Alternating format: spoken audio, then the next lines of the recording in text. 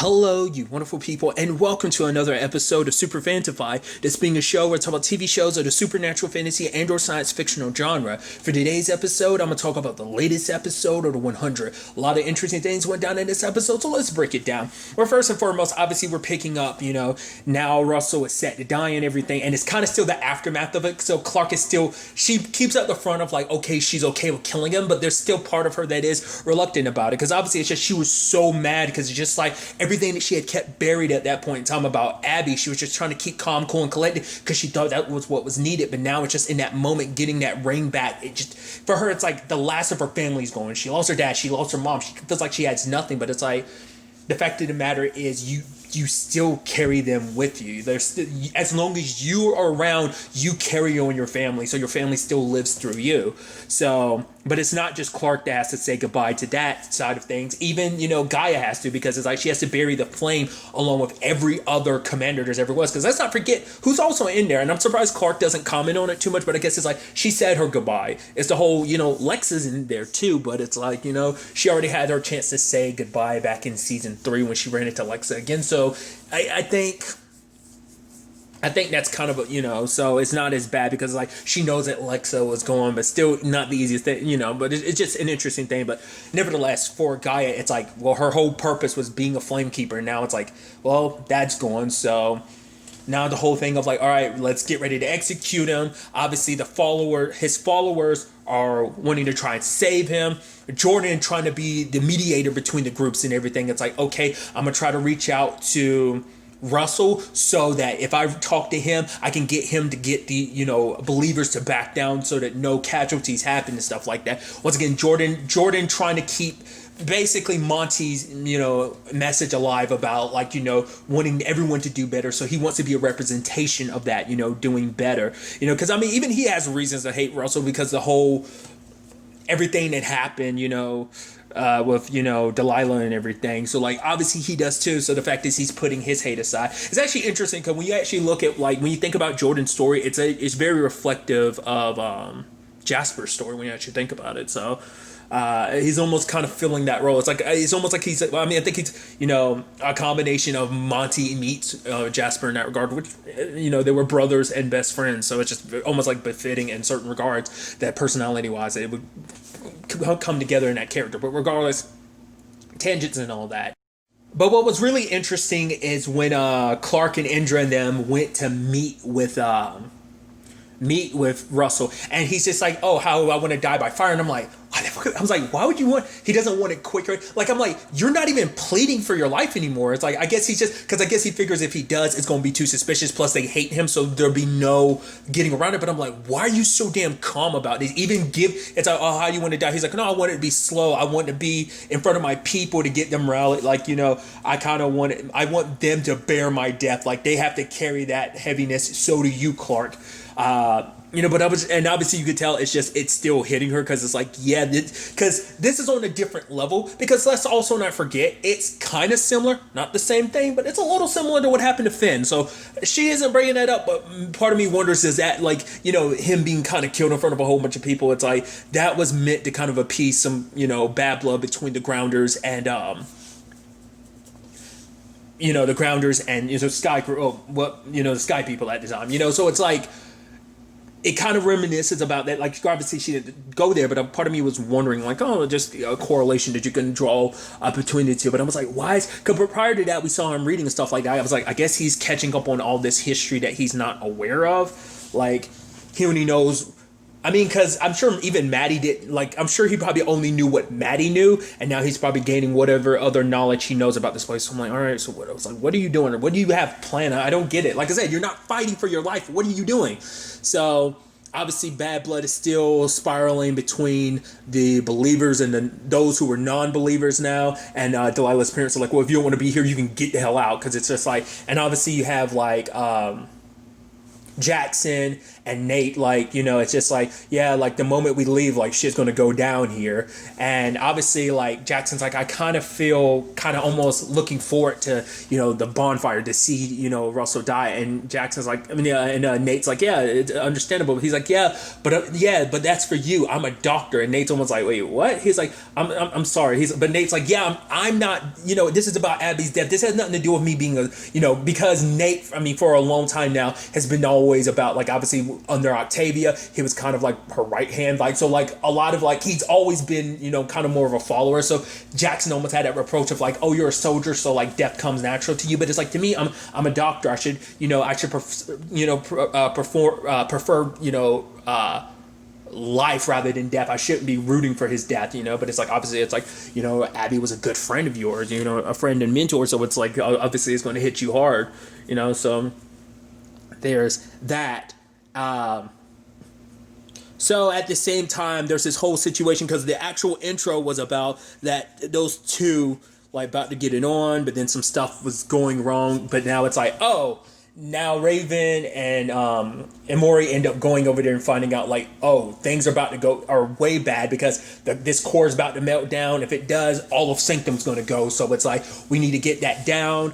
But like, the only people to be able to do it are Nightbloods, because Nightbloods can handle radiation. Granted, too much radiation will kill even a Nightblood. So it is a thing of like, all right, we're bringing everyone into the fold about this whole situation. I even love like Murphy being like, shouldn't we have a hazmat suit? She's like, oh, you're cute, thinking that's actually going to protect you from gamma radiation. But the fact of the matter is, your Nightbloods who can handle the radiation, so kind of start acting like one. So the fact of the matter is, Raven was like, all right, we need people to go in there. Like, obviously we need someone, to kind of fix things, like the pipes on the outside. So obviously we need someone from one crew or whatever to kind of, do it. Granted, yeah, they might be a little sick for a couple days. Because I love it. It's like, oh, we need someone to go into the inner part. So who's going to do it? Clark saying, I will. Murphy points to her and says, she will. Did she and everyone else turns to Murphy. He's like, what? Did we really expect it to go some other way? Of course she was going to volunteer. Like, this is Clark's jam, It's like, we know her too well. But the fact of the matter is, they're suggesting one crew, but then like, you have Clark suggesting some of the prisoners, but it's like Raven's like a big no on that, because it's like, oh, these are murderers, this and that, like criminals, like, well, we trust. To be fair, it's like, well, you guys have kind of done your fair share of murder too, but it's like, well, these are criminals who are kind of, so it's like, it's a different thing, but still it's like, well, Dioza became an ally, but even that's just kind of like Octavia, it's still kind of a complicated, situation at that time too. So it's hard, like, also Raven also is coming from the perspective of literally getting tortured in season 5. So it's like, obviously she has no love for the prisoners. So it's that resentment she holds for them. But it's like, all right, one crew, step forward. Like, the fact of the matter is, Indras giving them a rundown. This is what your commander, Maddie, wants. I don't think the commander actually wants it. I think you're lying to us. Like, something's happened to her ever since she was on that ship. Like, people are getting a little weary and was like, oh, should have figured this was going to come to this point. And Indras like, fine, I'll get Maddie. But obviously Clark's like, no, you're not. Because if they die, it's going to weigh on Maddie. But it's like, I don't have any choice. Like, we need to get this done, or literally it's not going to matter. All of us are going to die. But then Gaia's like, we'll tell them the truth. And Indra was like, no, you think you know these people, like, oh, like the truth was said, then bring yourself. No, it's going to make things worse. Indra was 100% right.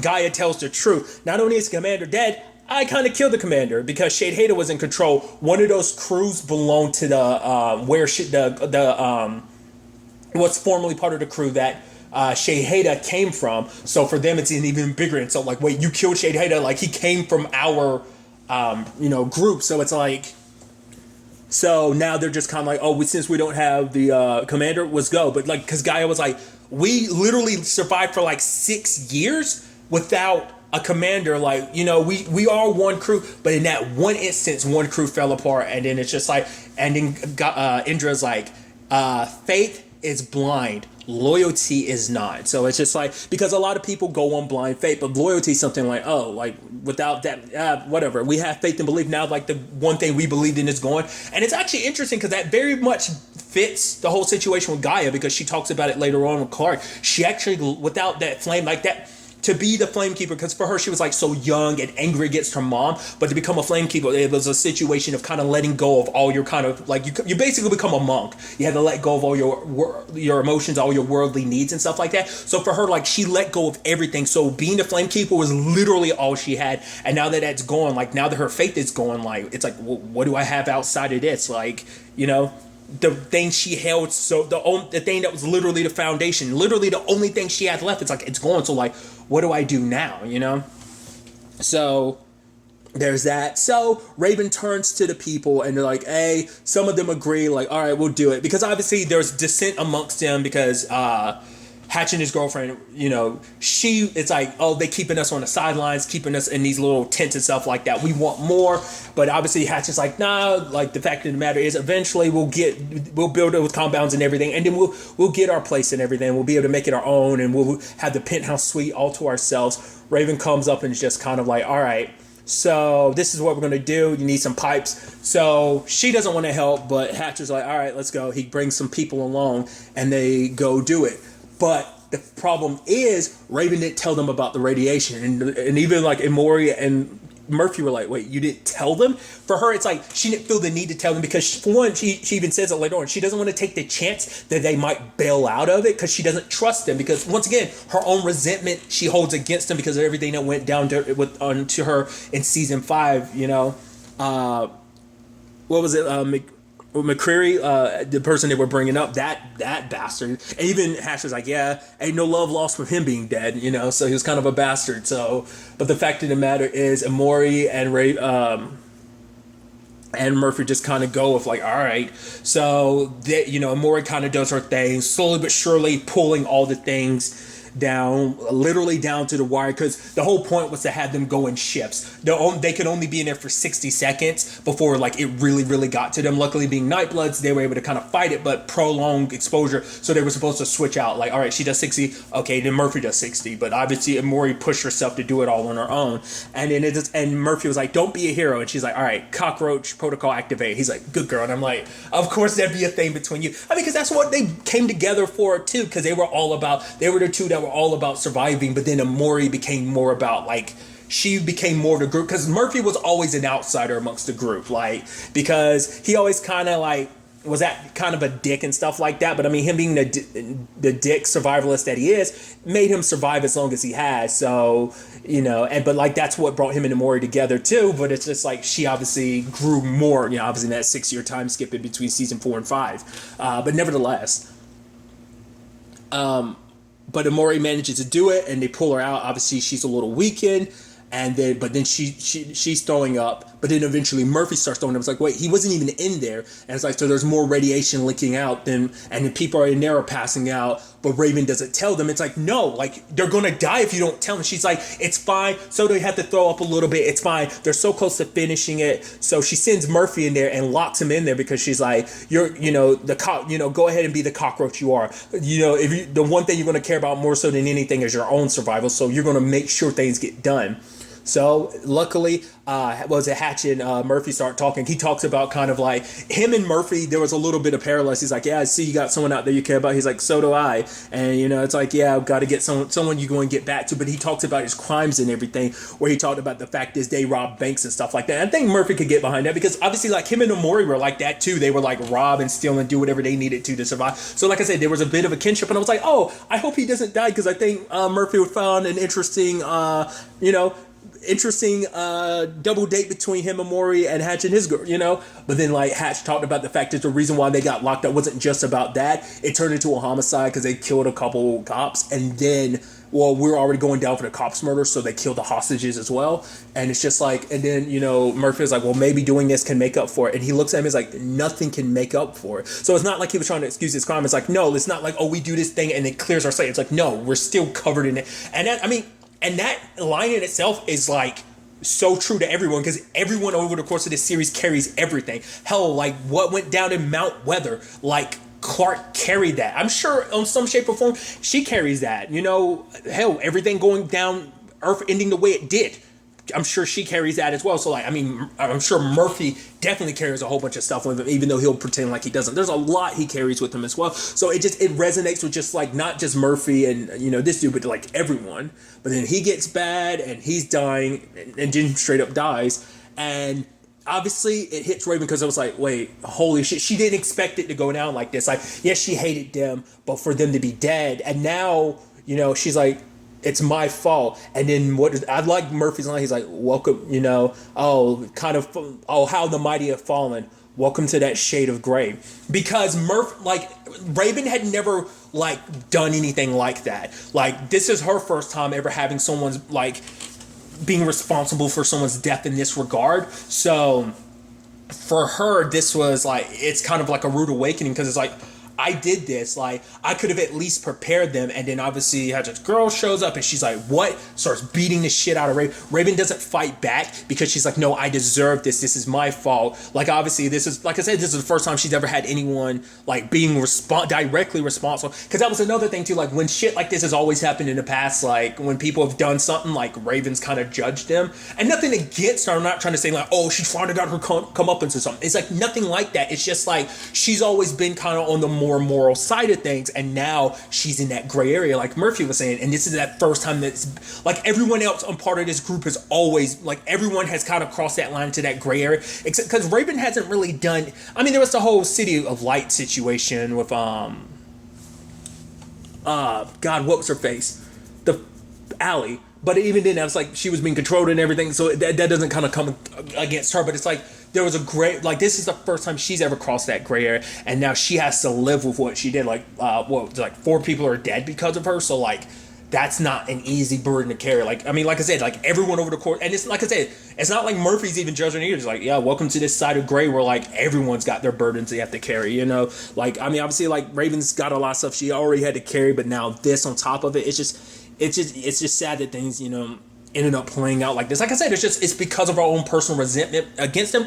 Plus, them doing what they did was necessary to save the day. But it's they were literally against the clock. But it's maybe if you'd been more upfront with them, maybe, they would have, who's to say they wouldn't have done it? I mean, hell, one crew knew what was at stake. They didn't want to help anyone because it's which I would have been mother effers, everyone's gonna, okay, you don't care about everyone dying. You're literally not gonna have anyone else to be around because everyone's gonna die. There's not gonna be a home. What are you gonna do then? I guess that didn't matter enough to them. And speaking of that, obviously, there's a whole situation of all right, Russell, Jordan suggested, I'll let Russell talk to his people and he'll calm them down. Fine. Clark was okay, we kind of have to, because literally now that one crew's just bailed and broken up like that, there's no way we can defend against, if any riots and stuff like that. And so, all right, let's go with the plan.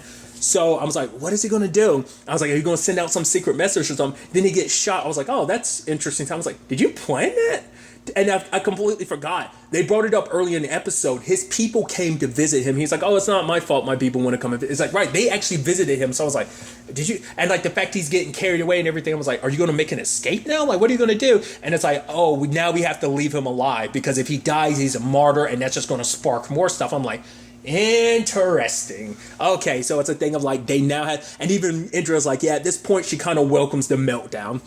But that talk between Clark and it's a line from the trailer that I said I really like. For her in the beginning, it's fighting, she felt is what they did. It was fighting, to survive and everything, sure, but now she feels that's all we are, because for her it's history keeps repeating itself. No matter where we go, no matter what we do, we literally always end up at this point where we're fighting so much death and bloodshed. It's almost just kind of is this all we are? I mean, this has been something that's been resonated with this group since season 1. Whether some of these people were there back then, others have joined along the way, but even along the way, over everything that's happened over the course of this entire series from season 1 till now, it has been a cycle that is repeated over and over again. And it's the thing of the argument could be are we even capable of change? Because some people being very pessimistic, no, humans aren't capable of change, because no matter how much you want to change, you'll be for a little bit, but at the deepest core, you are who you are, and there's so changing it. So the argument is it's fighting and death all they really know. And like I said, I think that concept in itself is going to be interesting, because I think that's going to tie into everything with the whole anomaly, or rather the bridges, and just like the other side of, you know, what's going down this season. We'll have to see. But it turns out, like I said, everything's going according to what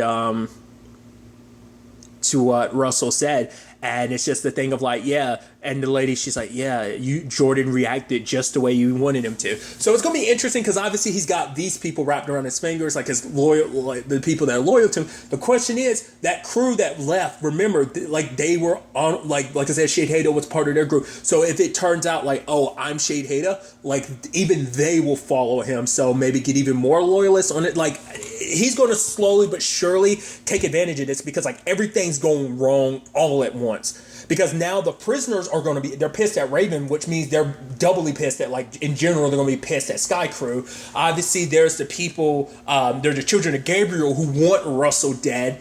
Then you have the loyalists wanting to keep him alive. One crew is broken up. It's like, we're literally only up episode 3. Everything is broken. Everything is broken, and it's only episode 3. To be fair, like everything was already shaky to begin with, and it's just like the foundation was never strong. Like after everything in season 6, it's not like they were like, oh, everything's well and fine and dandy. It's like, no, there's underlining issues that were already there. Like I said, at the very least, if Russell was still alive, this would not be the problem because it's like Russell, like there would still be some issues, but obviously him being Shade Hader now, it's like he's gonna enjoy all that manipulating from like behind the scenes to kind of get what he wants. I mean, his whole thing is about death and destruction. So this is leading down the pathway of like, oh, things are going to get super nasty, super bloody. And like I said, this is just this side of things. It's like we haven't even fully connected both storylines of everything with the freaking what was it? What were they called? The Apostles? I'm already blanking on it. The group we got introduced to last episode. I'll correct myself in the comments down below. But like them and just now like this, like everything that like everything connected to the anomaly. Like we haven't even connected those stories yet. Wait till we do, then shit's gonna get really like crazy, you know? So it's gonna be interesting to really see where all of this ends up taking us going forward into the next episode. But really, that's all I'm going to talk about. Till the next time we meet, be happy, be safe, live life to the fullest, and enjoy it. Good day and good